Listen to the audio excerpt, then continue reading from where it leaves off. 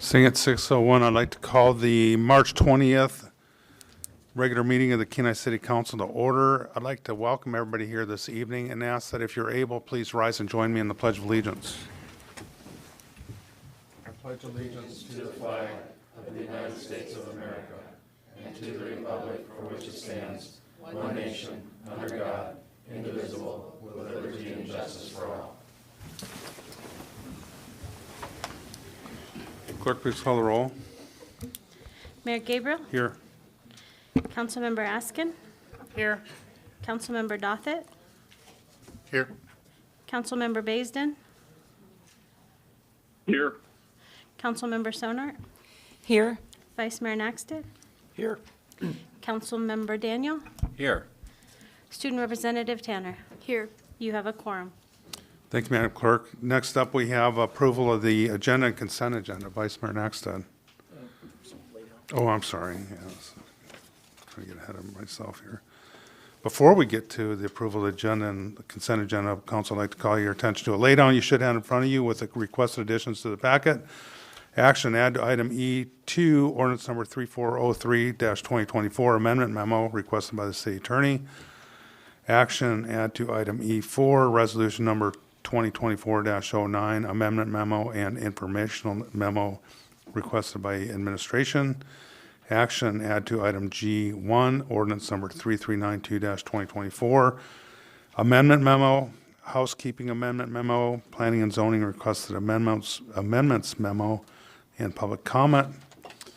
Those are all requested by administration. And action, add to item P1, informational item, KPB voter turnout working group, prioritized list of actionable recommendations requested by the city clerk. Pleasure, council.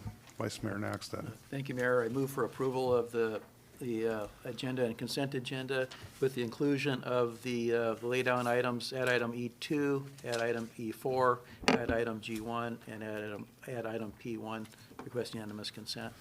Second. Thank you. Is there anybody from the body that'd like to change or amend the agenda or consent agenda at this time? Seeing none, I'll ask the clerk to please read the consent agenda into the record. Thank you, Mayor Gabriel. Approval of the regular meeting minutes of March 6, 2024. New business action approval, bills to be ratified, brought to you by the administration.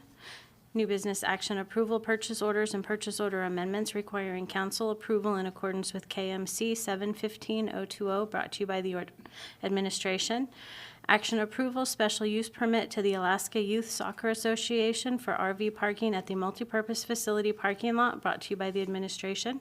Action approval, special use permit to the Alaska Youth Soccer Association for RV parking at the Kenai Sports Complex parking lot, brought to you by the administration. Introduction of ordinance number 3404-2024, increasing estimated revenues and appropriations in the airport fund to provide supplemental funding for 100 low-lead float plane basin fuel, brought to you by the administration. Public hearing on, April 3rd, ordinance number 3405-2024, increasing estimated revenues and appropriations in the Congregate Housing Fund for cost above budgeted amounts, brought to you by the administration. Public hearing on April 3rd, 2024. And introduction of ordinance 3406-2024, increasing estimated revenues and appropriations in the Airport Special Revenue and Airport Improvement Capital Project Fund, and authorizing a final adjusting contract amendment to the professional service agreement with HDL Engineering for construction administration services for the 2020 Kenai Municipal Airport Sand Storage Facility Project, brought to you by the administration. Public hearing on April 3rd, 2024, and that is your consent agenda. Thank you, Madam Clerk. Is there anybody from the general public that would like to speak to any item on the consent agenda which was just read into the record? Nobody online? Seeing none, we'll bring it back to council. Unanimous consent was requested for approval of agenda and consent agenda. Is there any objection? Seeing none, those are so moved. Tonight we have, or is there anybody from the general, Brad? Next up, we have scheduled administration reports, of which we have none this evening. Next up, item C, we have scheduled public comment, and we do have Central Rural Area Rural Transit System, CARTS, better known as CARTS, update and status reports, CARTS Board of Directors President Joey Stewart and Executive Director Jessica Schultz. I'll give you the floor. Go, Jody.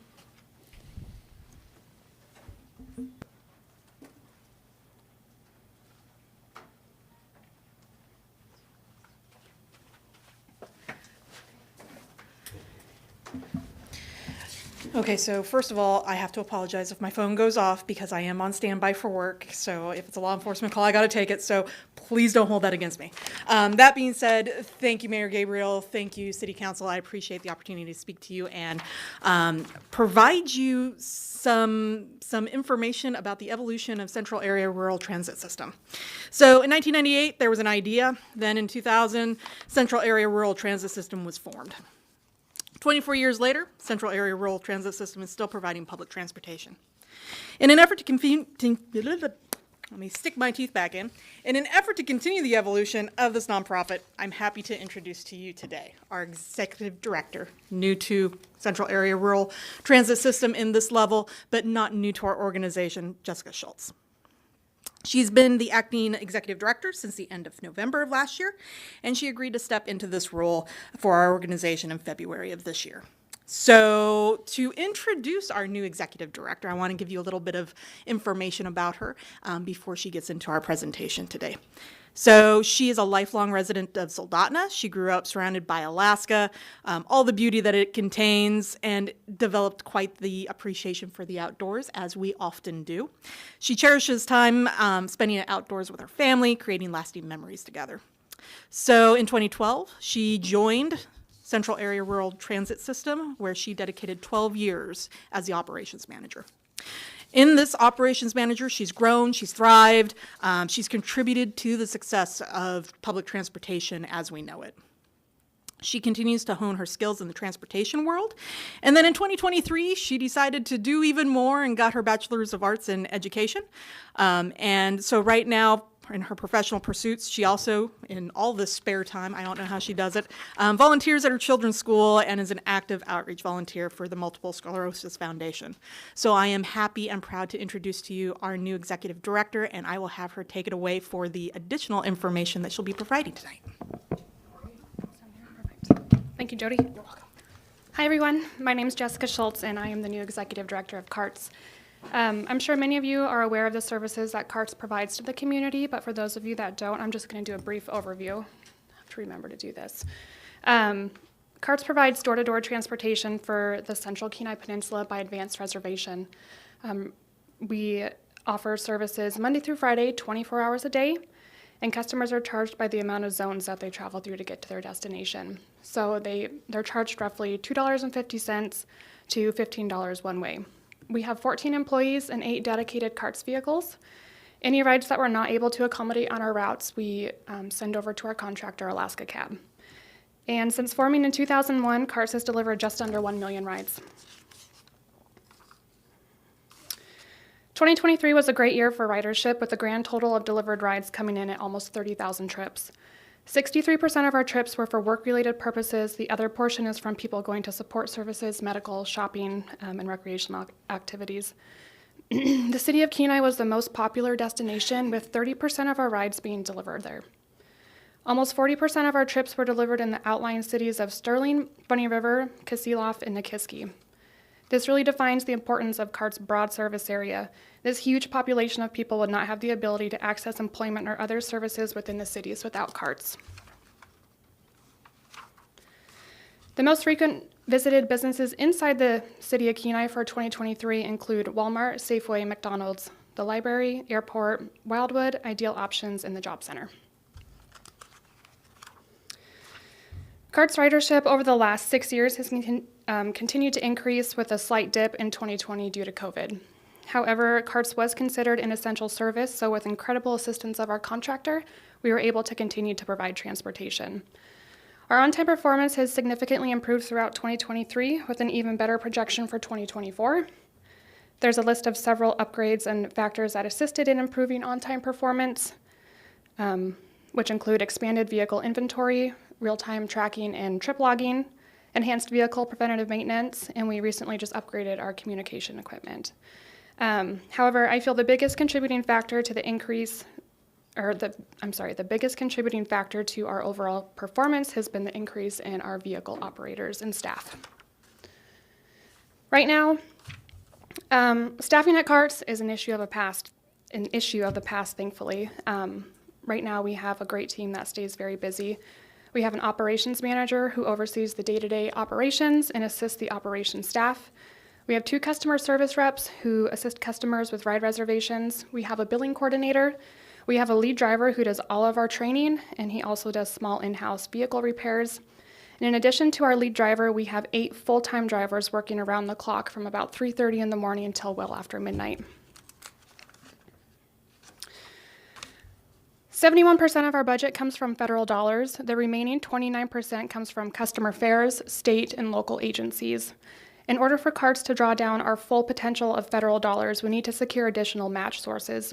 For example, the diagram shows that if we're able to secure $50,000 in match, we can leverage an additional $66,000, and in return, we can turn that $50,000 into $116,000.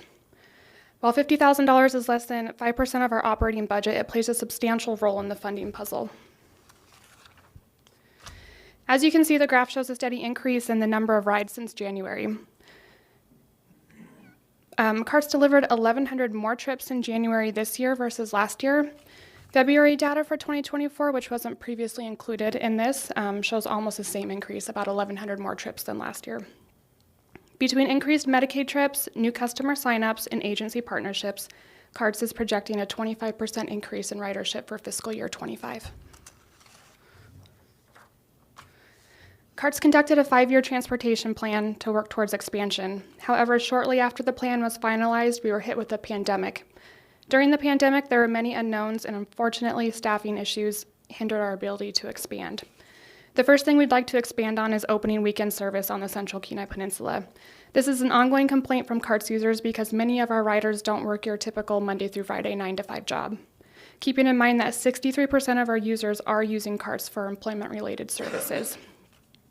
In addition to weekend service, CARTS would like to expand to the cities of Homer and Seward. The board and I are aware that there's a need for transportation in both cities, and CARTS would like to help fill the gap by having a presence in both Seward and Homer. However, any expansion of CARTS is contingent upon securing additional match sources. This is a list of our ever-growing community partnerships. I recognize the need and importance of community partnerships, and I've hit the ground running trying to build connections within our community. CARTS participated in Project Homeless Connect and delivered free transportation to individuals attending. CARTS will be participating in the sports show in May, offering free shuttle services to attendees. In addition, CARTS also applied for the Kenai Peninsula Borough Opioid Settlement Grant to hopefully be able to provide free transportation to individuals with substance abuse and mental health disorders. CARTS has 7 amazing board members, some of which are here with me tonight. I just want to add that the board has been fundamental in recent staffing and policy changes, which has allowed CARTS to move forward in a positive manner. Everyone on our board cares about the community and recognizes the importance CARTS has within the community. And with that, thank you. Thank you, Ms. Schultz. Do you mind taking questions if anybody has? Go ahead. Questions for Ms. Schultz? Vice Mayor Nexton. Thank you. I noticed one of your community partners was the Kenaitze Indian Tribe, and I know that they are working on doing something similar, I think, you know, with a bus route or whatever. Is that what you're doing? Is that tying in with what they're doing? What is the partnership, perhaps is what the question is. Is it, are you doing the same thing separately or together? The services that CARTS offers is a door-to-door transportation where the Kenaitze Indian Tribe is doing a fixed route. The partnership that we have with them right now is they're purchasing rides from CARTS and we're helping deliver their clientele on a door-to-door scenario, so not with a fixed route. Further questions? Well, thank you. That was a very good report, and congratulations. Thank you all. For your hire over there, and I certainly appreciate. I don't think I can recall the last time we actually had a presentation by CARTS, to be honest with you, to give us an update, but certainly appreciate it. Yeah, Sure. It's been quite a few years, but we'll be back with more updates. Okay, wonderful. you. Thank you, Ms. Schultz.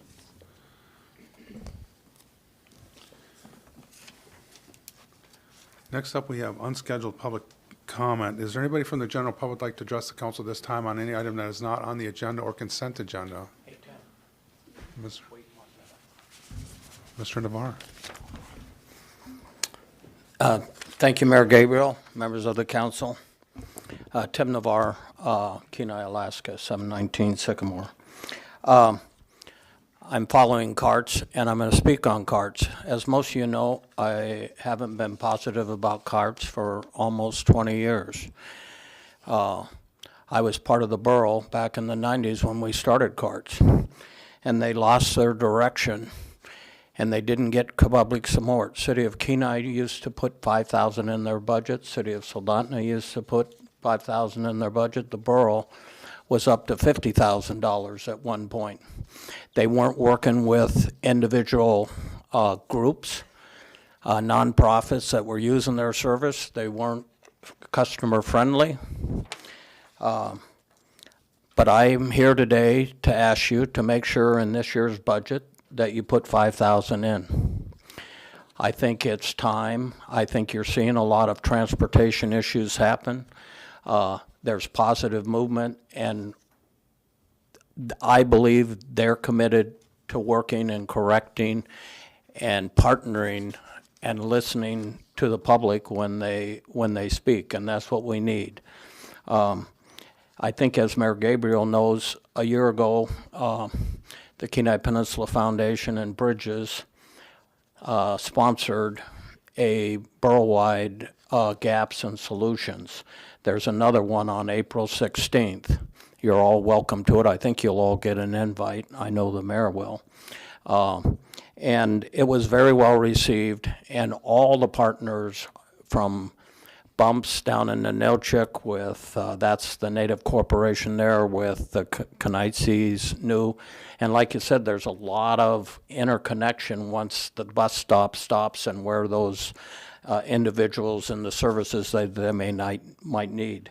So I'm telling you, I'm now back on board. I believe they will take a positive step in working with everybody, and they're going to be in a lot more meetings and engaged with a lot more participation. So I ask for your support on that, and I ask you to attend, if you can, the April 16th meeting. It's from 10 to 2 at the Challenger Learning Center. And lots of positive things are happening. So, and I know Marion will probably get up, but just investing in your community like you have the arts, you see what is happening. That's what's now going to be positive with transportation in our community. And so that's why I asked you to really consider putting some money. I honestly believe the city should start putting a fund together for social services, because I believe you might get some additional requests for housing or homelessness and some other issues. So hopefully you'll seriously consider those things at this year's budget. Thank you. Any questions of Mr. Navarre? Vice Mayor Nexon. Thank you. Thank you, Tim, for coming, and I thought you might have something to say about this.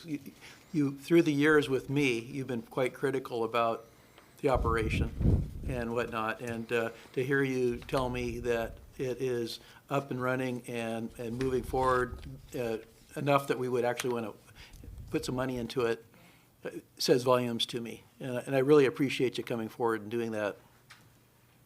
You know, and hearing it from you. That's a good thing. Any further questions of Mr. Navarre? Hey, maybe could you please forward that information for the next meeting? I think you said April 16th to our city clerk, and then she could ask her to forward it to the council and administration. Absolutely. We have our final organizational meeting on Friday, I believe, and that's when then we'll have a final agenda in that. But it's a borough assembly day, as it turned out, but that's happens. But so it's not on your Wednesday. So hopefully you're available, because we are going to ask you to make a comment at the beginning of the meeting. But anyway, I will make sure the clerk is on the email list. Okay. Thank you. Thank you, Tim. Is there anybody else from the general public that'd like to address the council at this time on any item that is not on the agenda or consent agenda? Mr. Dillon, there. Go ahead, Tim. Retired executive director of the Kenai I Peninsula. couldn't be here and not say at least something. So thank you very much for letting us talk tonight about CARTS. As I talked for years, being in charge of KPED, there's a three-legged stool out there that's affecting our workforce, and that is transportation, childcare, and housing. And we're all going to continue to deal with those. And until we fix that or continue to move towards fixing it, it's going to be difficult for us to be able to have the workforce in place that we want and that we need. So anything that we can be doing, and that's why I'm so excited, Jessica's doing a great job and as our new executive director and Jody with the leadership as a president. I think we've got a great board, and we've heard you, because I wasn't very positive over the years either, Henry.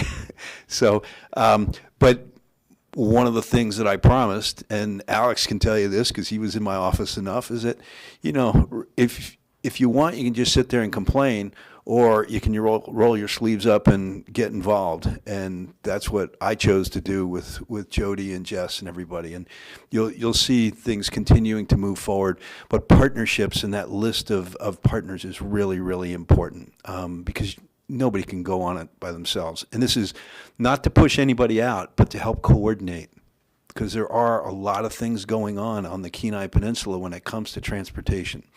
So you don't want to negatively affect your taxi cabs. You don't want to negatively affect Bumps or the Knightsies or any of the other programs that are out there. So it's the coordination and working with everybody. So thank you.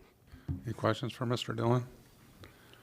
And you're right, Councilmember, obviously, or former Councilmember Navarre is correct in that, yes, we did used to give CARTS, I think it was $5,000 in our legislative budget for that, but I think if I remember right, they quit asking for it, and so it's something we can revisit. Is there anybody else from the general public that'd like to address the council at this time? Ms. Springer?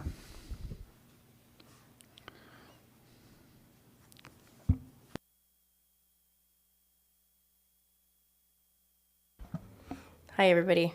So it's actually my 1-year anniversary as executive director at the Kenai Chamber. So I just wanted to throw that out there. Thank you. I did want to make myself available. I wasn't going to talk about anything else, but when we go over the visitor center contract, I did include information in the laydown, and so I wanted to let you know that I would be available for questions if you had any. So that's kind of more of why I got up here, and to say how long I've been here. First of all, congratulations, and yeah, if you wouldn't mind being available for any maybe possible question or speaking to, you can actually at that time, once we're get that legislation, step up and summarize if you wouldn't mind. Awesome. Appreciate that. Okay. Thank you, Ms. Springer. Is there anybody else from Ms. Nelson? Well, you guys are flying out of the gate here. Ms. Right on schedule, right? Mine stuff's pretty low-key. We're just getting ready for next month's student art show, the biggest thing that happens in the art center all year. Lots of other big things, but when the kids are there from a good share of our schools in the Peninsula Borough, selected because they can't have all of them, by various art teachers in the schools that have art teachers. And I hate to say that every time, like, why can't we? All the schools have art teachers. Well, they don't, so any more than they all have music teachers at this point in time, which is criminal. But anyway, those kids, again, chosen by their teachers, selected by their teachers, will be here. And I also want to emphasize that the local teachers who deal with this, they handle everything. We say, here's the formula, here's the combination to the front door, have at it. And they take care of everything. They provide a ton of food. We give them money for some of that, but they provide a whole lot more. So can't say enough about that, and of course I'll cry. The handout that I gave you is just some of the things that are happening at the Arts Center, workshops and so forth.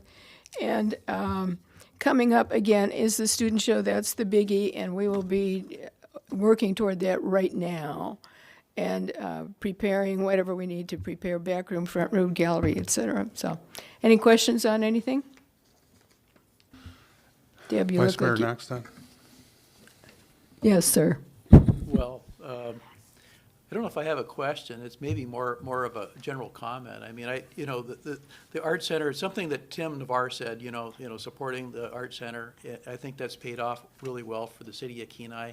And it's not just because we've, helped a little bit. You've got a lot of talent down there.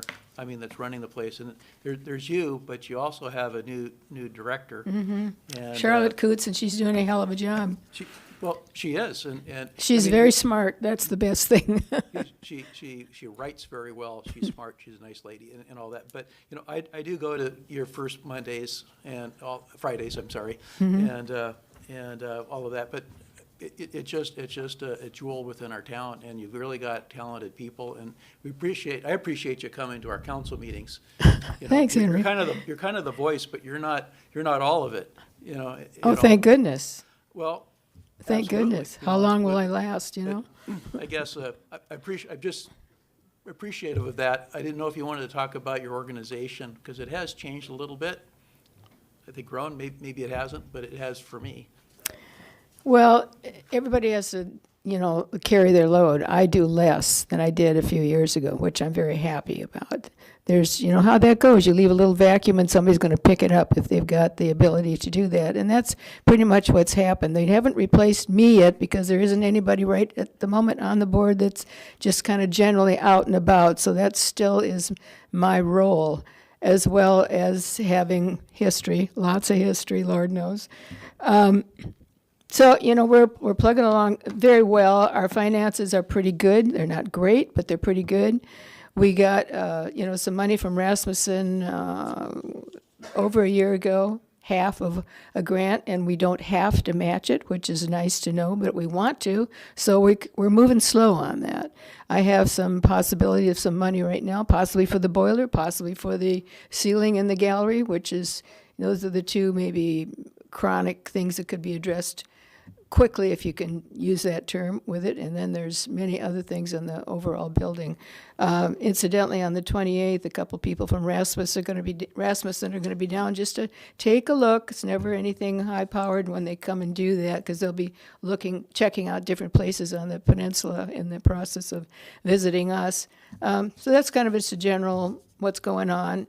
We've made great use of the new storage building that we have in the back. There's two of them, as you've probably seen if you drive by ever. They're just alike. One is the Potter's Guild storage building, and one is ours, and they're just alike. And we have been able to put things in there that we've never been able to store, clearing out the back room, the gallery number 2, so to speak, and the area by the jail. In the jail, we don't have to plug that up with everything under the sun. And in our so-called office in the back room, which has never been an office, it's just for lack of a better name, and get a lot of things out of there, things that we have used in the past, once a year, that it's just a pain in the butt to deal with the rest of the year. So that storage building has helped a lot. And, the evolution of the spring, what will happen when and if the park is renovated next to us, how that's going to affect our operation. It will. I don't think that will be done, if I can speak candidly, probably for another year, but as we move along with that, and City Manager Eubanks, really, really good idea to incorporate, as can be, some Native Youth Olympic patterns, if you will, pathways, decoration within that park, which is just going to be absolutely marvelous, depending on when we can do that, if we can do that, how that's going to be implemented. So, there's going to be various things that will impact what we do, and positively, I might add, and how we can interact positively, generally, for that property. Questions, anybody? Thank you for that, Marion. Any questions?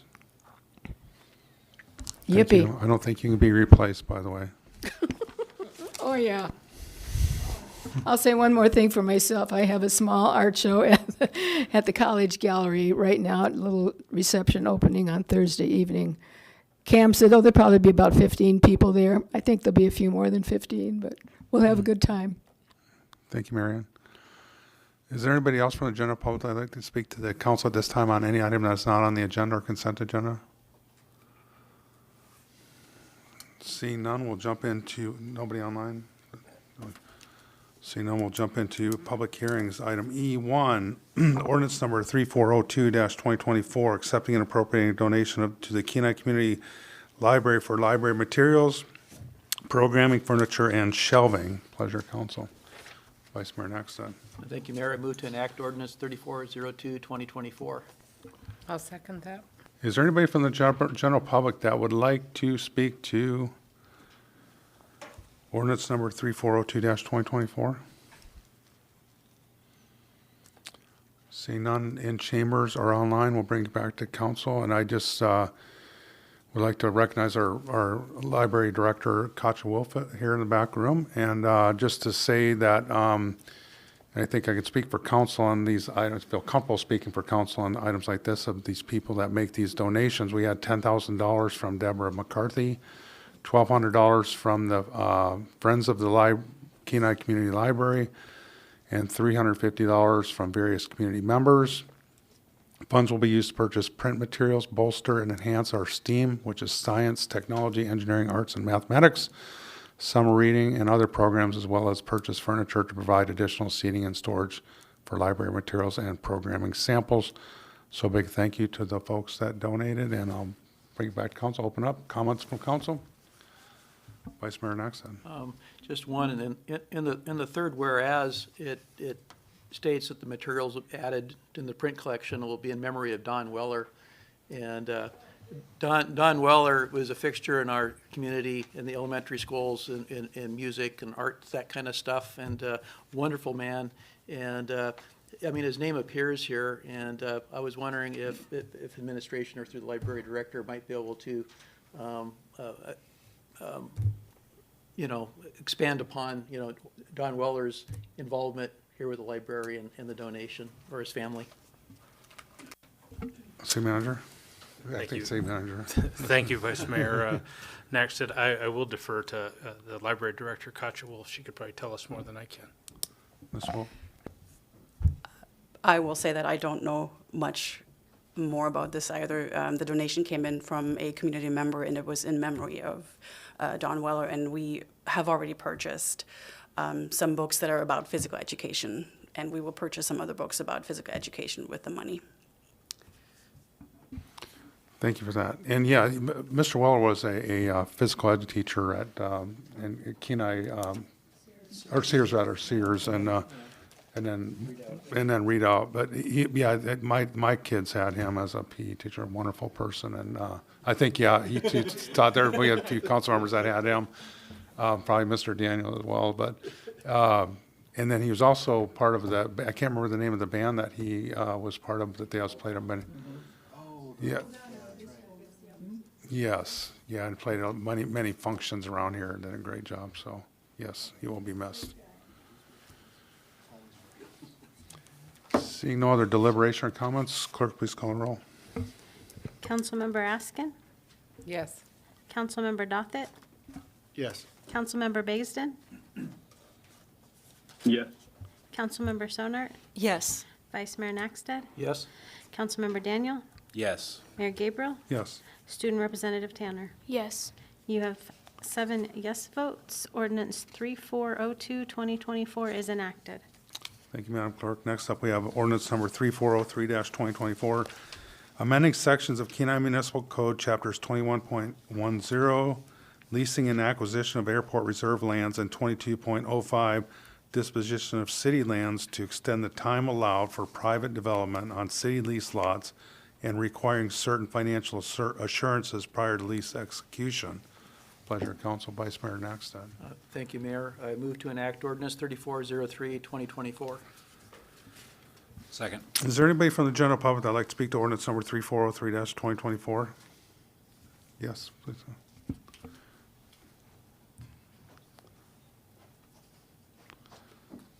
If you would just state your name and whether you're a resident of the city of Kenai. please. Richard Page, SOAR International Ministries on the Kenai Airport. Just like to state for the record that the financial requirements that are included in that ordinance will very negatively affect faith-based nonprofit organizations who work with grants, because grants are predicated on leases, and the lease is predicated on the money, which is the grant. So it puts us in a very difficult situation. And at this stage of the game, unless our lease is extended, it's probably going to kill the FBO project. So, Would you mind taking questions? Oh, sure. I did. Have you been in contact with administration? yes. Okay, I know that they had reached out a while ago to you, but, and is that going well, or how is that going? We're basically brick walled.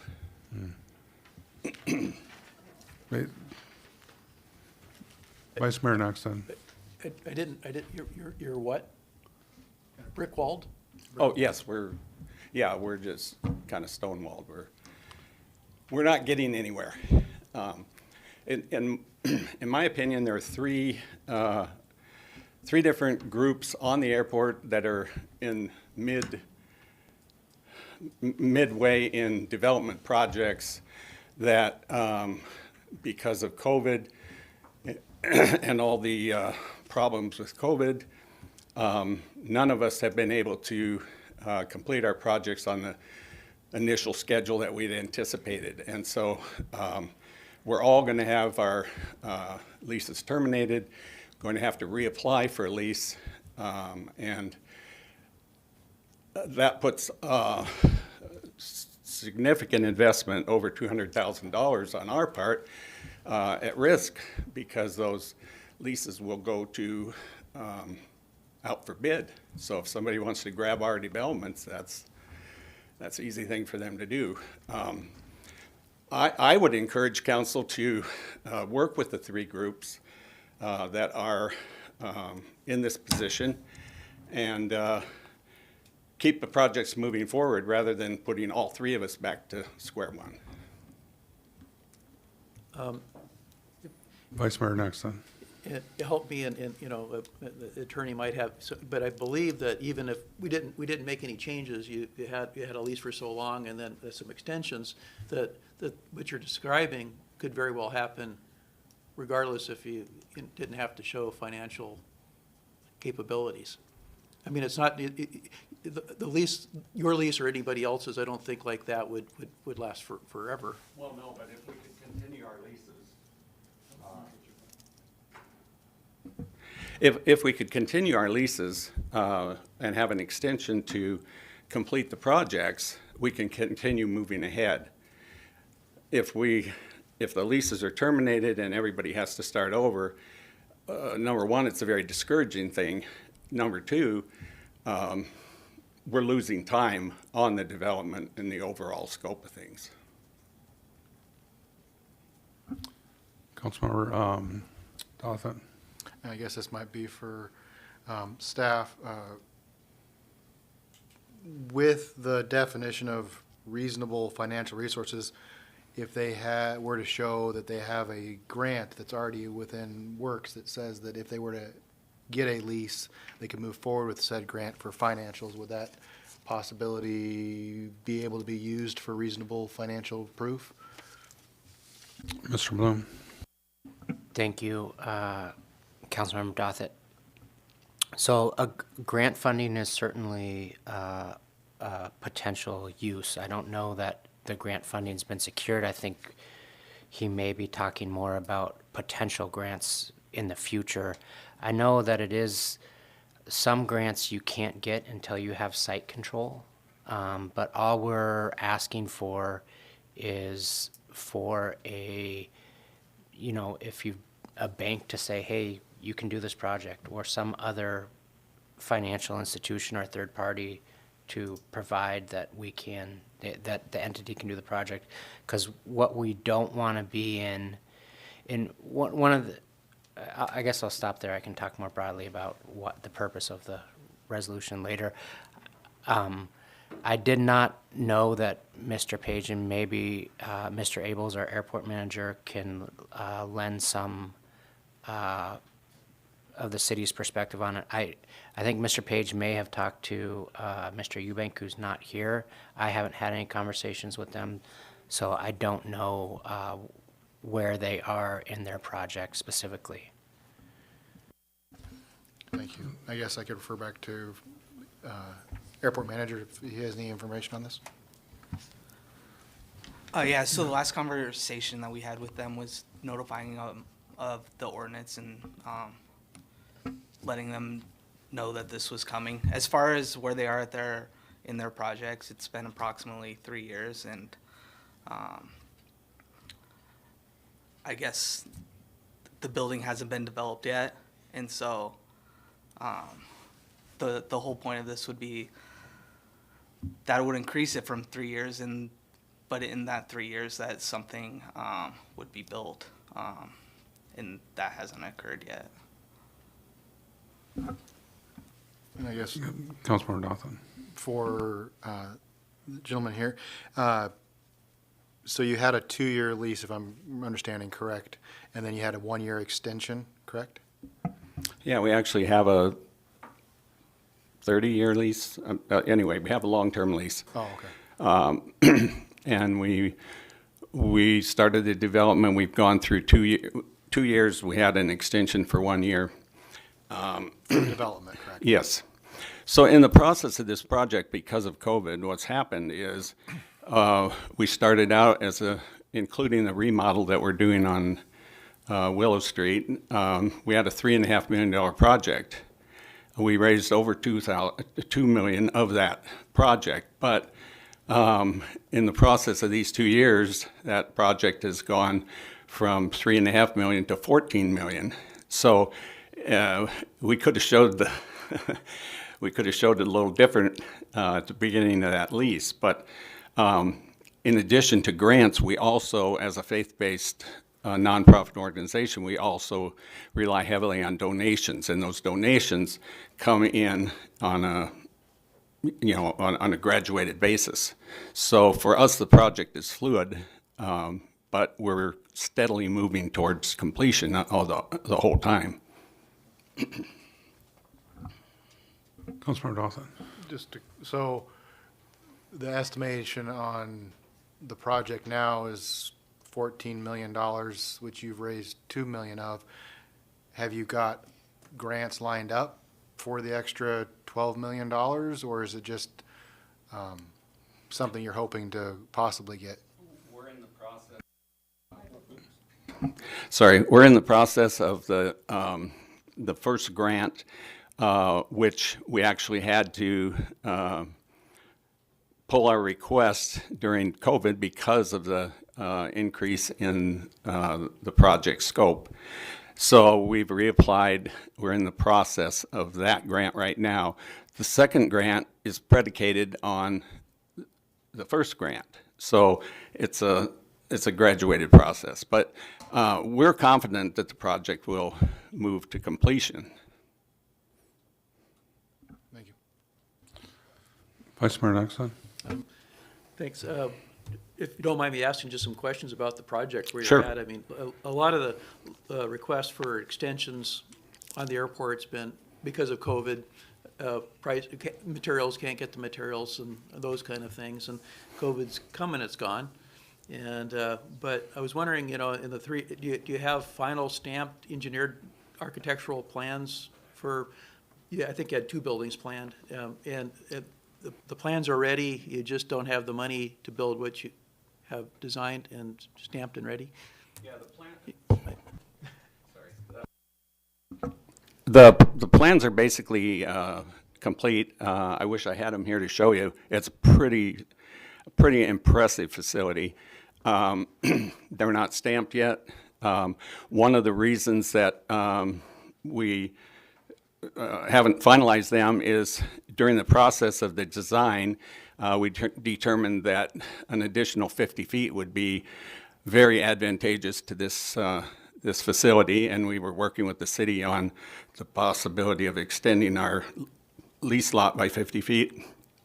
But now we're in all of this, so I don't know where that's going to go. Councilmember Daniel. Thank you, Mayor Gabriel. This might be, excuse me, sorry. Wow, can't talk there. Sorry about that. For the city manager, or acting city manager, or the airport manager.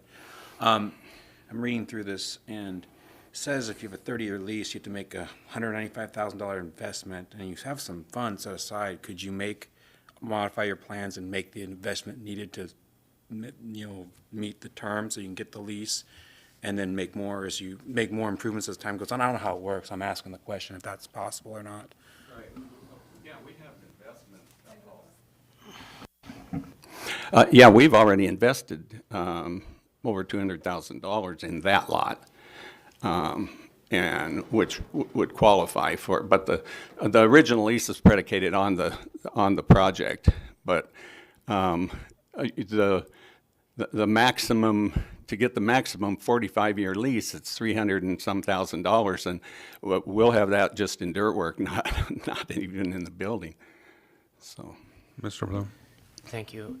If I could, so the way the leases work is there's not that many lease lots on the airport, and especially this one is sort of a very unique lot left. So when somebody applies for a lease, they come forward to the city with a project, and there's a minimum amount of investment, gets you a certain amount of time. That minimum amount of investment is actually very low.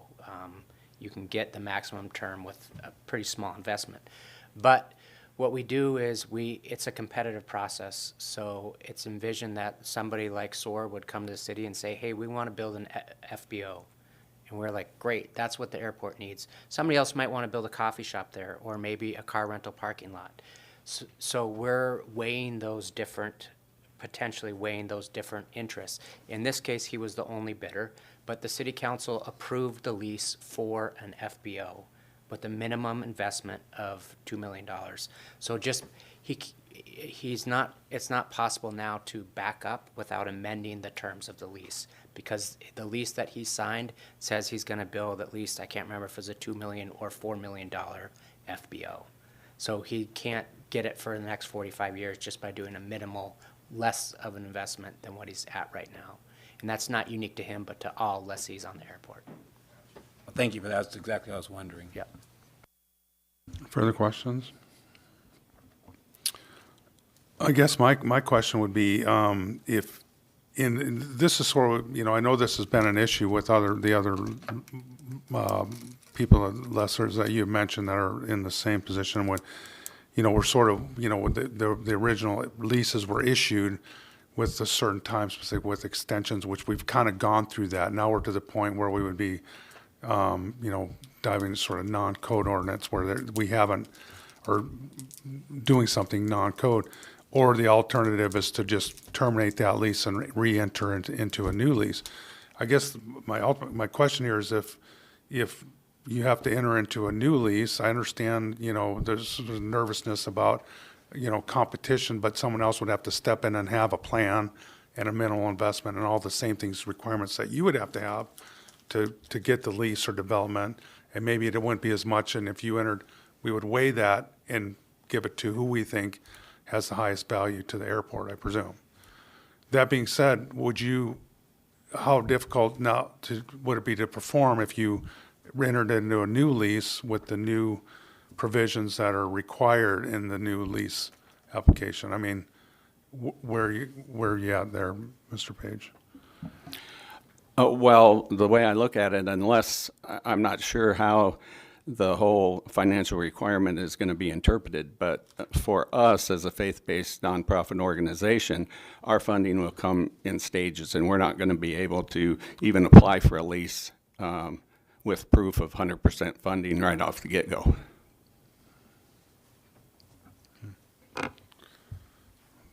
Councilmember Douthit. And I guess on that statement, through legal, I don't see where it says 100% funding, correct? It just says that they would have the capability to obtain funding. They wouldn't have to have 100% right up front, or am I confused on that? Mr. Bloom. Correct. They don't need to have 100% of the funding, but they need some sort of, to provide us an insurance that they can get it within the time frame. Apparently banks will issue letters that say, hey, look, this person has, the capabilities or the resources to generate or complete a certain type of project or raise a certain amount of money. What I will say is, and I think this is a decision for council to make, before we had no requirements. So somebody, I won't use Mr. Page, but anybody could say, hey, I've got this great plan, I want a lease on the airport. And we would say, okay, that sounds great. And then nothing happens for the next 3 years. And they spend the next 3 years maybe fundraising. Maybe their intentions are good, but nothing gets done. In the meantime, nobody else, maybe somebody that's ready to actually build a project, can't utilize that property. So we're, asking council to make a decision whether it's important that to you that when we lease a lot that somebody can actually build it, or do you want to give people a chance to fundraise during the process?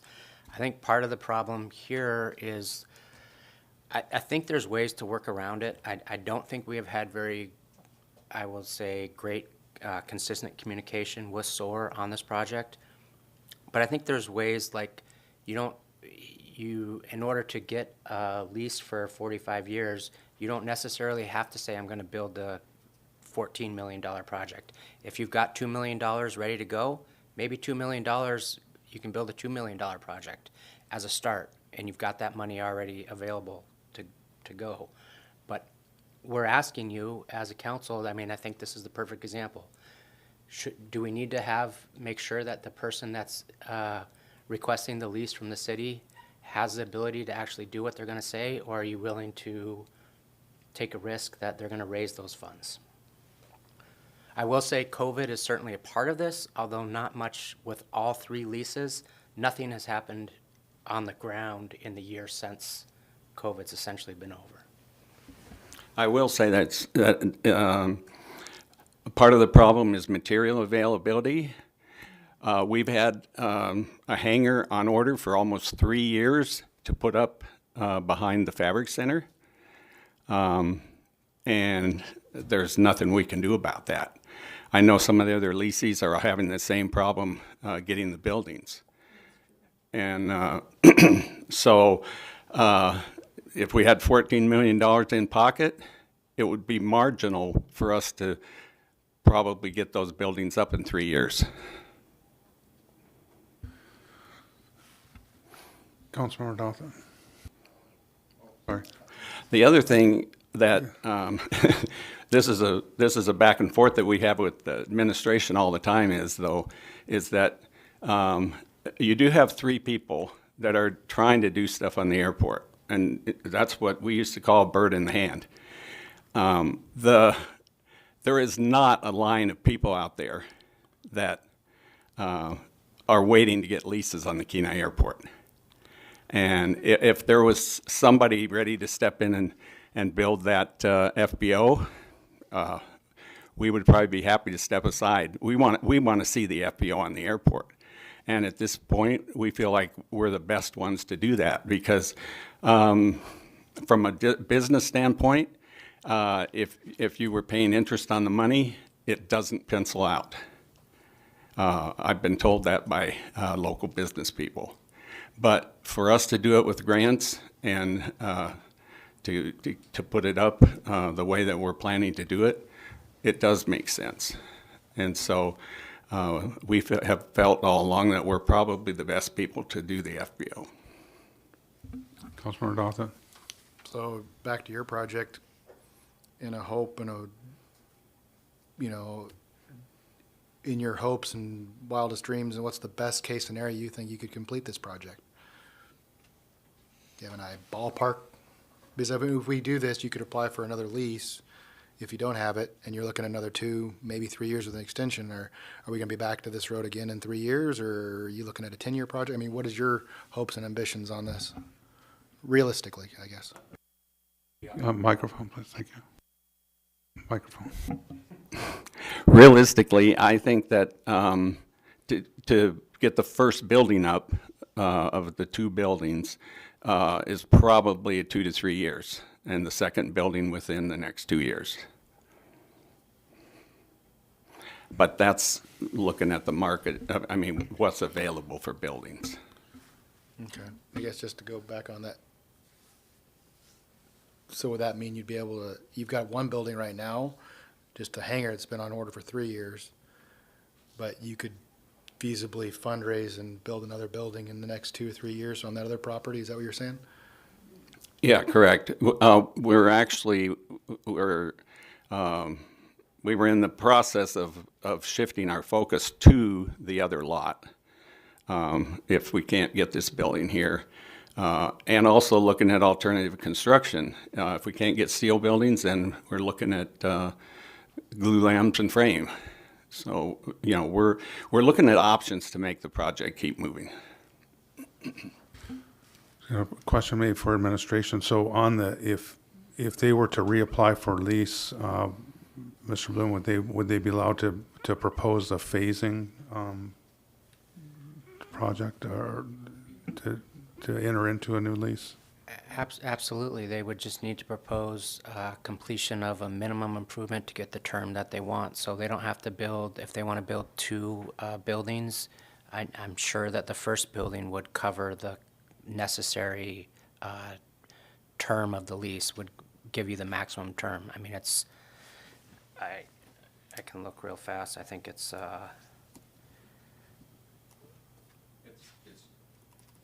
It's just 300 and some thousand for a 45-year lease. right, exactly. So they don't have to invest $14 million to tie the property up for 45 years. They can absolutely phase it. Yeah, I guess that's where I was going with it. If you know, it sounds like you have the ability to, what this does is essentially resets the clock.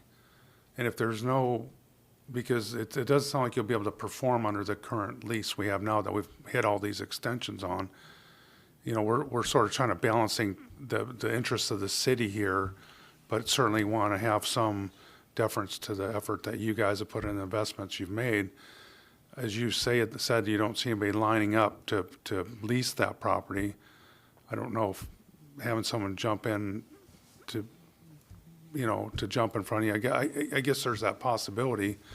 But then on the other hand, you're still competing with them on your plan. So I guess that's where I'm struggling with understanding what we're trying to do here to protect the interests of the city and also the investment on the airport. And, you know, the things that can, one of the things when this rewrite came about, we wanted to, and I'm not claiming that you're speculating, don't take me wrong, but that to sort of avoid that scenario where it's being tied up for a length of time with nothing happening, you know, is a concern. So, Councilmember Dawson. And I can see that, whereas if this passes, I don't see it necessarily being a bad thing. I think it shows financial stability for somebody that says, I have a plan, I want to do this. But what it allows you guys to do is come back and say, okay, we have a plan, this is our dream, but right now our plan is to at least build this, because this is what our finances allow for, and then we can always expand further.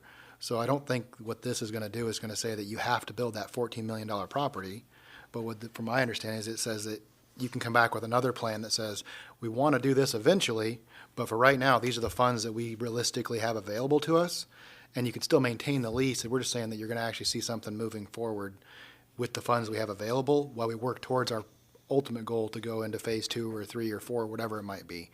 And so I'm for this, showing that we have to show some financial control and stability that says, hey, we have this much money available, this is what we can do that meets our minimum lease requirements. Now, doesn't say you can't change it later and say we want to add on or get bigger, but at least we'll see that there's forward movement, there's ability, and we're not just holding it on the hope that we might be able to do it someday, that we have some kind of finances, which it sounds like you do have some finances available, and we could start that process. And I think that's ultimately what we're trying to do, is not tie up property that somebody might try to get investors for at a later date to possibly build. And that's why I am for this, is that it does show. I guess at this point, let's just, since we got Mr. Page here to ask questions, and we'll get our chance to deliberate among here, but is there any other questions of Mr. Page? Thank you. Thank you very much. Is there anybody else that would like to speak to ordinance number 3403-2024? Seeing nobody here or online, we'll bring it back to council. And I will note that there was a request in the laydown for amendment. Vice Mayor, next time. Yeah, thank you, Mayor. Yeah, in our packet too, there's an amendment. I'll move that one. It's an easy one. And then we'll go on to the next. after that. I amend the sixth whereas by inserting the word approved. So the whereas will read, whereas at the regular meeting on March 14th, 2024, the Airport Commission recommended the City Council approve this ordinance. Request unanimous consent.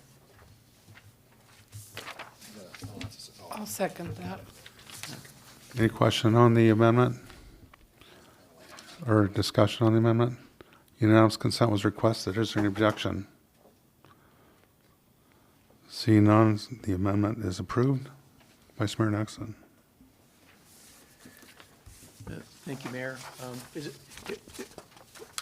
Mr. Bloom, I can make these motions, or do you want to speak to them? If you don't. They're all pretty related. Mayor Gabriel, if you don't mind, if I could just speak to them and maybe just speak to the ordinance in general to give everybody a little bit of background before we start, do any more amendments. Very good, Mr. Bloom. So basically, just back in 2018, actually, there's a process that was started in 2017. We noticed that the city wasn't getting much new business activity on the airport.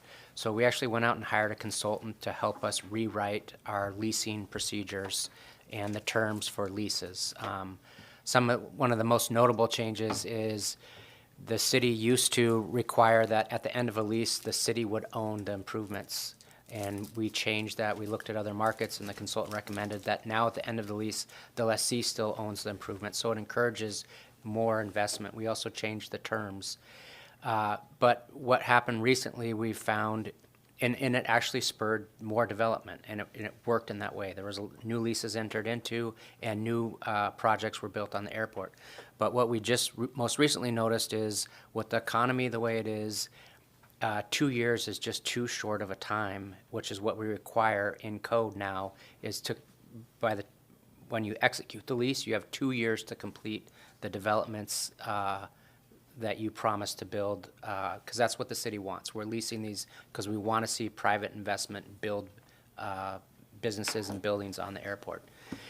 The last 3 leases we had, not one person was able to complete the project, or even, other than groundwork, really start any vertical construction within what's going on 3 years now. So we recognized that we needed to give people more time to complete the buildings, so what this ordinance does is gives you initial period of 3 years, and then actually an additional 2 years optional if you can meet certain more criteria. So you would have a total of 5 years to complete construction.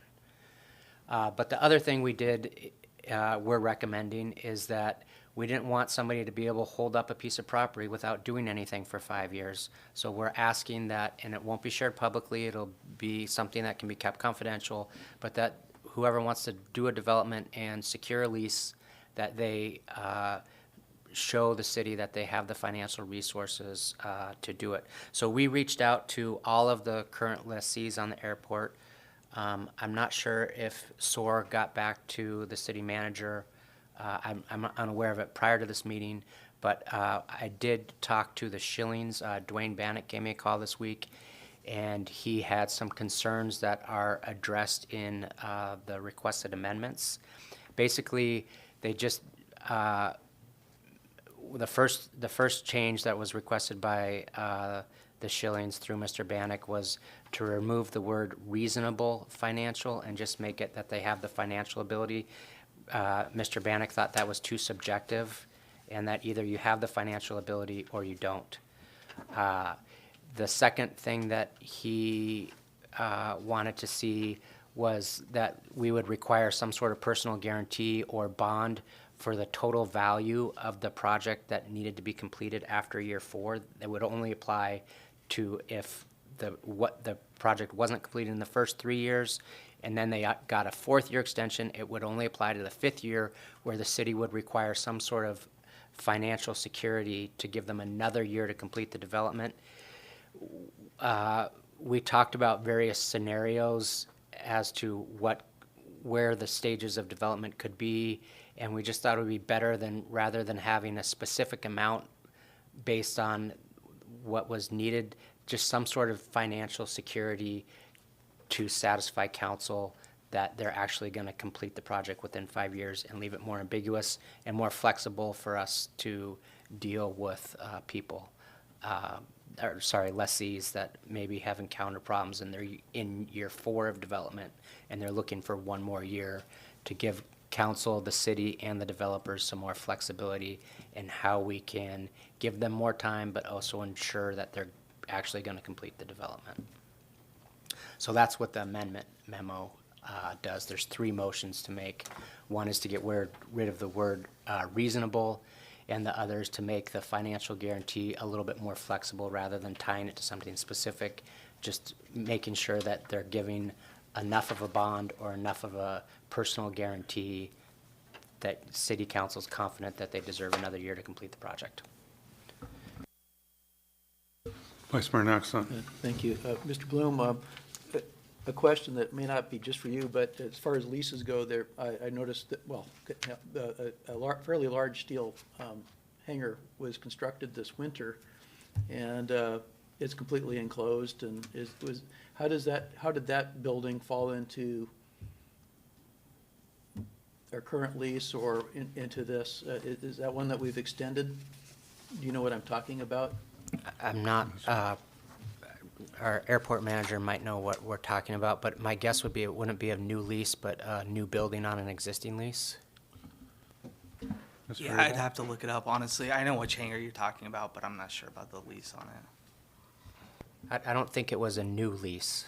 Okay, it was an existing lease. There That was other somebody buildings on. Yeah, improved okay. more. Yep.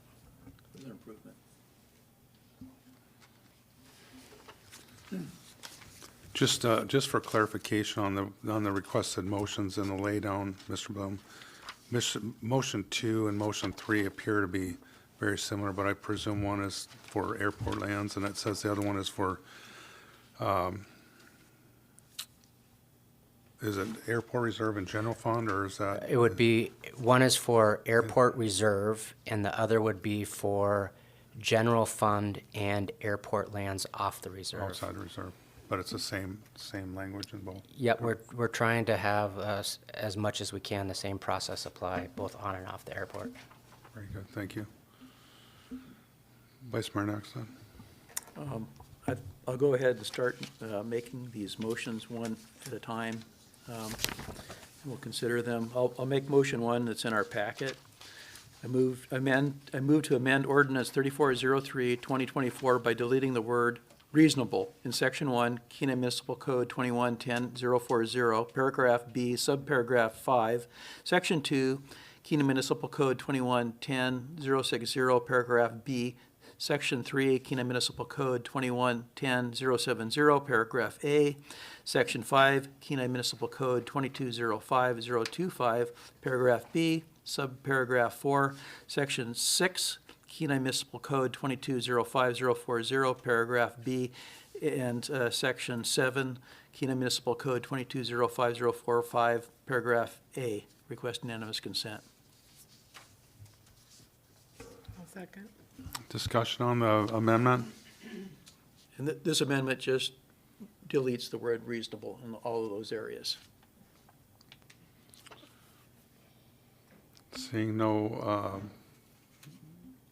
deliberation, is there any objection? Seeing none, that motion is approved. And Mayor, sorry, just in case it affects the maker of the motion's decision whether to make the motions or not, the hangar that you were referring to is on an existing lease. It was the Guardian, new hangar for Guardian owned by I believe the Schillings own that, or have that lease. So it was on an existing lease, not a new lease. Appreciate that. And it was a large steel hangar that was constructed. Thanks. Vice Mayor Nexon. Okay, I'll move on to motion 2 in our laydown.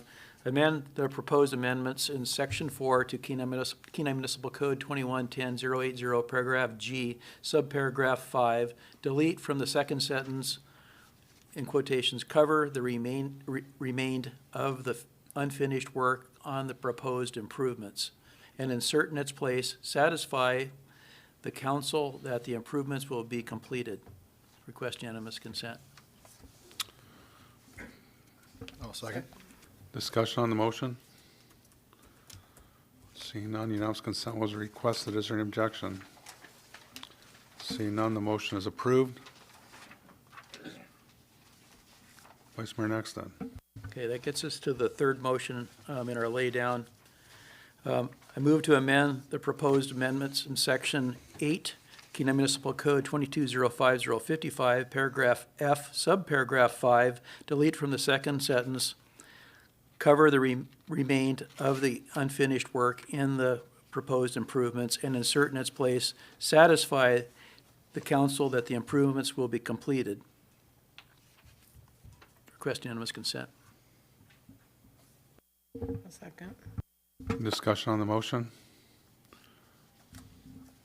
Seeing none, unanimous consent was requested. Is there any objection? Seeing none, the motion is approved. So we have ordinance number 3403-2024 as amended before us. Discussion, deliberation from council. Councilmember Doffett. And I'll just kind of go back to my little bit of a tangent I got off on there, is that I think this is reasonable and not expecting too much of current leases, and I like that we're going to do a little bit of research and make sure that they can actually feasibly, financially move forward with some portion of a project, even if it has to cut down a little bit from what they hope to complete someday. Showing that they have some kind of funds there is important to be able to keep this moving forward, so I will be for this. Further discussion? Vice Mayor, or Councilmember Daniel, go ahead. Maybe Vice Mayor someday, but not right now. This is a question for our city attorney. Just so I understand, as it stands now, if this does not pass, what does it look like for these leases that are in this state where they're trying to get their construction started? They just keep extending, or they have to reapply, versus if we approve this, any existing leases, or not existing, excuse me, these new leases that are wanting to get going, they would then have to terminate and start over subject to this? I guess that's what I'm trying to understand, where that puts these players. Mr. Bloom. Thank you. Through the mayor, Councilmember Daniels. So the initial leases that the three leases that lessees that we're talking about, they signed a lease that they said they told the city that, hey, if you give us this lease, we'll build this within 2 years. The code allowed for an extension, one extension by council for another year. So that's all that code allowed for, was a maximum of 3 years to complete the development. So there's no more extensions available, whether this passes or not. The only way council could extend their leases would be to do a non-code ordinance, which essentially means that even though the code doesn't allow for it, we're going to do this for them. And I would only recommend that because I think it's bad policy in general to not follow your own code unless there's specific circumstances that justify it. So as a follow-up to that, we're at that limit, it sounds like, or close to it. Getting close to it. And if nothing happens, they would have to just reapply if we make no changes. Or if Correct. we make changes, I guess, but they both have to reapply. Whether this ordinance passes or not, unless council did a non-code ordinance that granted them extra time to complete their developments, they would have to reapply. And once those leases expire, anybody else could also put in an application for a lease or put in a competing application to say, hey, we have a better project. Say Alaska Airlines says, hey, we're going to build who knows. But right now, as SOAR has indicated, there has not been a whole lot of interest on these lease properties. I think from an administration standpoint, and I'll speak for Terry while he's not here, we want to partner with developers to see development. There just has to be a balance between actually getting development and what we can do to help make sure that happens. Further discussion? Mayor, I got a question. Go ahead, Mr. Basin. Thank you, Mayor. So for the attorney, I'm trying to, I can tell from the questions that we're getting from counselor as we're, I think a few of us are going to be worried that we're going to have a negative effect on a faith-based entity that does a lot of good for this community. And we want to make sure that we don't do that. Has the council ever done something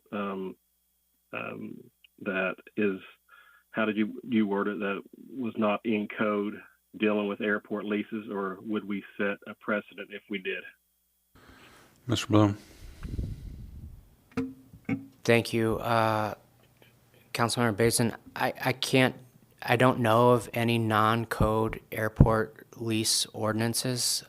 That's not saying that they haven't been done before. All I would ask is that if that was to be considered, that there be a specific reason for it so that the public's not expecting us to venture outside of the rules that we establish for everybody very often without a really good reason to do that. That's all I would say in that regard. Thank you. And if I could follow up, Mayor. Yes, go ahead, Councilmember Basin. Yeah, so I'll go on record that I understand what administration is trying to do. I think Mr. Bloom gave a good explanation of where we're trying to get to. I'm probably going to reluctantly support this, but I'm also going to throw the caveat in there that I want to publicly go on record that I want to see our attorney and city manager and airport manager reach out to SOAR and make sure that we do everything we can to help them in the situation that we may put them in with passing this. Thank you, Mr. Councilmember Basin. Further discussion? Councilmember Sonert. Thank you, Mayor Gabriel. I like the balance that this ordinance will bring. I appreciate Mr. Bloom explaining some of the finer details with this because it is all about balance. I just want to make sure I understand this correctly. Because I do appreciate the balance that this ordinance will bring. Whether or not this ordinance passes or it doesn't, SOAR will still be in the same position of having to apply for another lease, or if we want to take the action of doing a non-ordinance or non-code thing. Correct? Mr. Bloom. Yes, that's correct. In fact, there's a clause that I think that is very important in our city code that says that we can't change the terms of an existing lease with we promised these people that if they raised the money and did these developments, they would get this lease. So they would for the next 45 years. So we can't change that. Our code says we can't change the terms of a lease just by changing the code. So we're not trying to change the terms of their existing lease. We're just trying to say when the city enters into new leases with developers on the airport, these will be the terms for those new leases. Okay, thank you. Because this ordinance actually is more lenient, gives more time to the developers coming in, and still balances the expectations of council. It is more lenient in the sense that rather than only having 2 years with the possibility of 3 years, they start with 3 years with the possibility of 5 years to complete the developments that they tell the city that they will build. It is stricter in the sense that we are requiring them to show the city that they have the financial capability to complete what they're telling us they're going to build. Correct. In addition to the discussion on the ordinance, I would like to see, again, to reiterate what Councilmember Basin just said, city manager and administration reach out to SOAR and come to some type of workable agreement, since they already have a lease in place and they're doing stuff, they have a plan. It's just somehow their activity is falling through the cracks. So anyway, thank you. Further discussion? Councilmember Dawson? I just want reiterate, I appreciate everything SOAR does too, but we also have to think that there's more than just SOAR here. So we have to treat this as a business and think of other businesses. If we were to give one entity special treatment, we would have to be able to consider that same special treatment for every other business owner out there too. For discussion? Yeah, and I just want to say I do appreciate the work that SOAR's. We've partnered with them on other things on the airport, and I think one of the things that I struggle with here is even now, if we did a non-code ordinance and we did a 1 year, let's say I don't think you want to go more than 1 year with a non-code ordinance. I don't know if that. I think we're in the same position as we are now a year from now, and there might be things that I think change in the next 4 or 5 years that are different than where we're at now. So I think I look at this as a way to reset the clock, but also give SOAR a chance to still to protect the investment that they made in that property there. It's certainly not ideal for them or us. We want to see them, build the FBO out there on the airport as planned, and that's where it'd be. But I don't looking at the tea leaves and listening to the Mr. Page's testimonies, I don't know if we would be, kicking the can down the road a year from now. So I'll just reference my other comments that I think that we do need to, try to find that balance and protect what the city's interest in those properties down there. And certainly I hope that SOAR, if this passes, they reapply, and hopefully they'll be successful in moving their project forward and allowing things like phasing that gives them the opportunity to keep their investment in there, and then expanding from there. Certainly, I think is positive for them. So, and with that, I'll close my comments out and say, is there any other deliberation? Seeing none, clerk, please call the roll. Councilmember Dothit, Yes. Councilmember Baisden, Yes. Councilmember Sonart, Yes. Vice Mayor Nakstad, Yes? Councilmember Daniel, Yes. Mayor Gabriel, Yes. Councilmember Askin, Yes. Student Representative Tanner. Yes. You have 7 yes votes. Ordinance 3403, 2024 is enacted. Thank you. Next up, we have resolution, item E3, resolution number 2024-08, awarding a contract to provide health and life insurance consulting services. Pleasure, council. Vice Mayor Nakstad. Thank you, Mayor. I move to approve resolution 2024-08. Second. Is there anybody from the general public that'd like to speak to resolution number 2024-08? Seeing none, I'll bring it back to council. Deliberation from council. Request unanimous consent. Thank you. Unanimous consent was requested. Is there any objection? Seeing none, resolution number 2024-08 is adopted. Next up, we have resolution number 2024-09, awarding a contract to for Kenai Visitor and Cultural Center Facility Management Services. Pleasure, council. Vice Mayor Nakstad. Thank you, Mayor. I move to approve resolution 2024-09. I second. Is there anybody from the general public that would like to speak to resolution number 2024-09? Ms. Springer.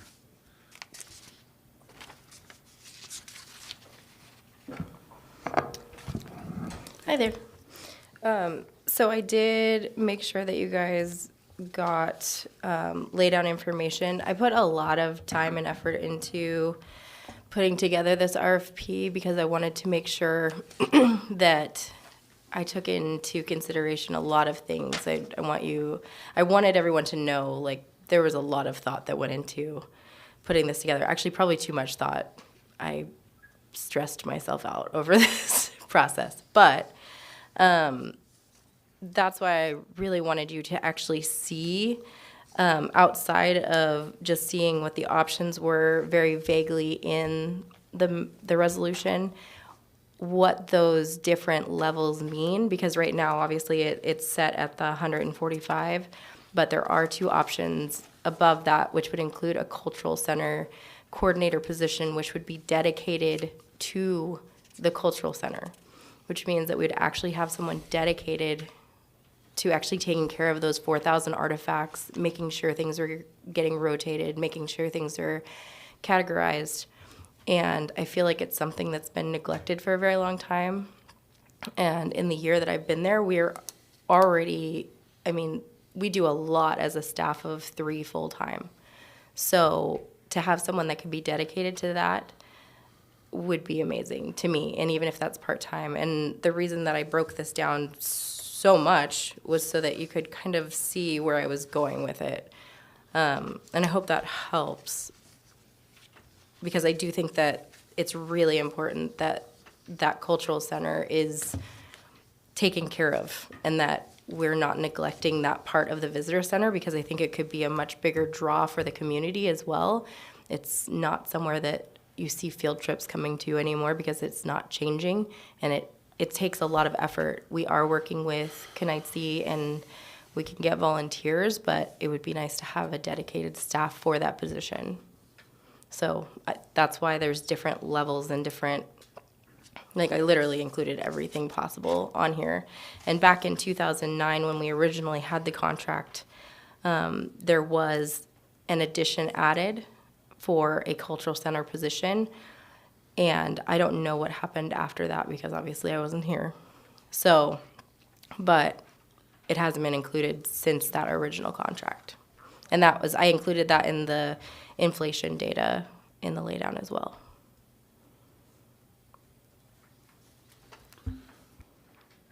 Would you mind taking a question? Of course. Questions for Ms. Springer?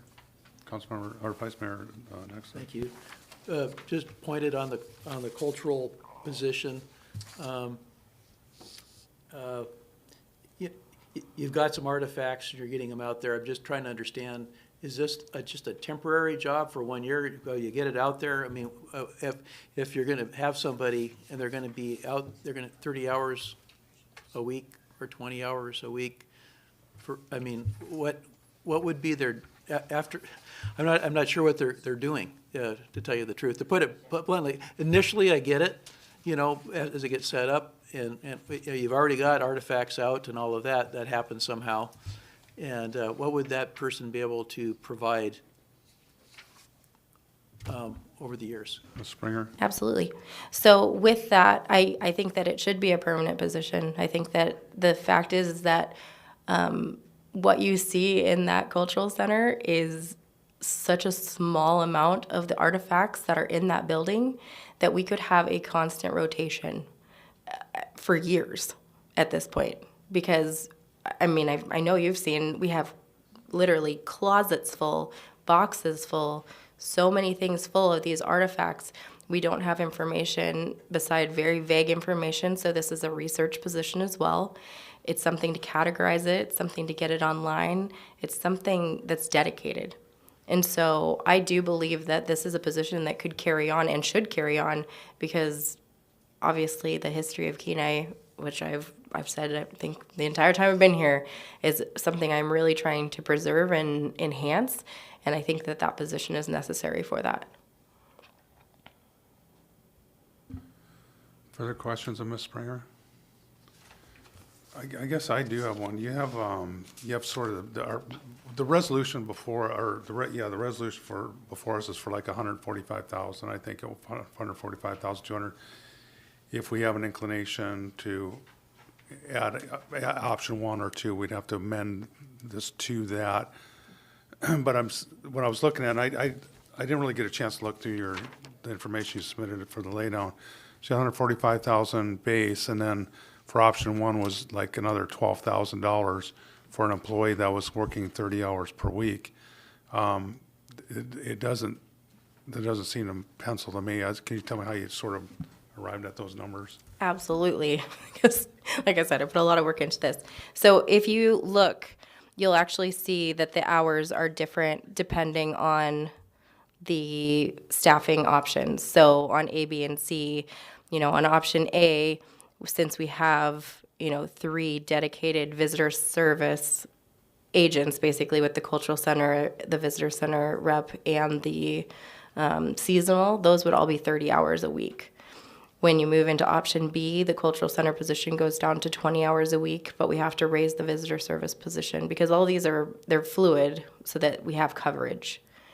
And that's kind of where it goes to. And then same, if you go back down to option C, we're upping the rate for the full-time visitor service rep and moving them to 40 hours for coverage and to hopefully try and fill in some of that gap with the cultural center. We're not going to get the same attention to detail at that rate, but it's something.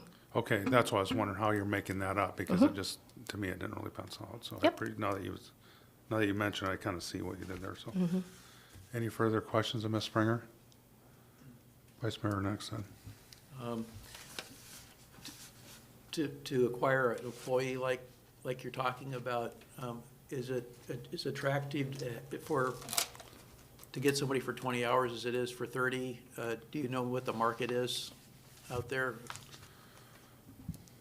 So when I was interviewing for the recruitment and development coordinator, I also pulled in people that I thought would be appropriate for the cultural center position as well, because not everybody met the requirements I needed for that. So it was kind of a nice little pool. I had quite a few, and it did not seem to make a difference if it was a 20 or 30-hour position. A lot of the people who were interested in the cultural position outside of the recruitment and development coordinator position liked the flexibility of the timing. Any other questions of Councilmember Daniel? Yes, thank you for putting this together. I'm looking at all these numbers here. Where is the rest of the funding coming from? The cost ask. I'm just curious. So the reason I put that there too is because sometimes people think that we're supplementing the chamber staff with these funds. So I wanted to make it really clear that everything on that side is anything else is made up through fundraising, memberships, our events, and so on. As a follow-up, looking good this year, like if we put this together, what happens if not enough money? I'm not concerned about that in the slightest. Just I'd ask. Awesome, thank you. Any other questions of Ms. Springer? Thank you, Samantha. Of course. Appreciate you coming through and answering questions for us as we dive into this. Let's take a 10-minute at ease before we deliberate.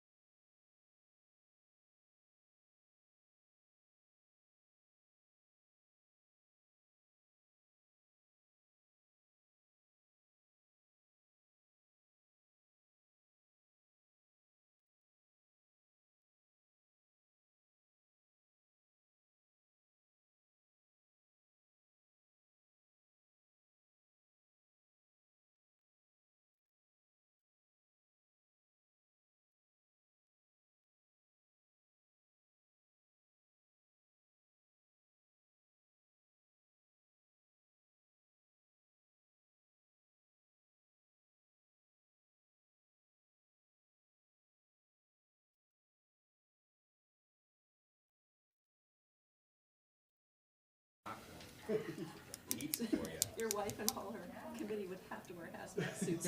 Put on the Geiger counter, too. We're good. It adds an extra zip. Back on the record here. Is there anybody else that would like to speak to resolution number 2024-09? See nobody here or in chambers. I would note that there was a proposed amendment that we make to this, Vice Mayor Nexon. Thank you. Yeah, the proposed amendments in our laid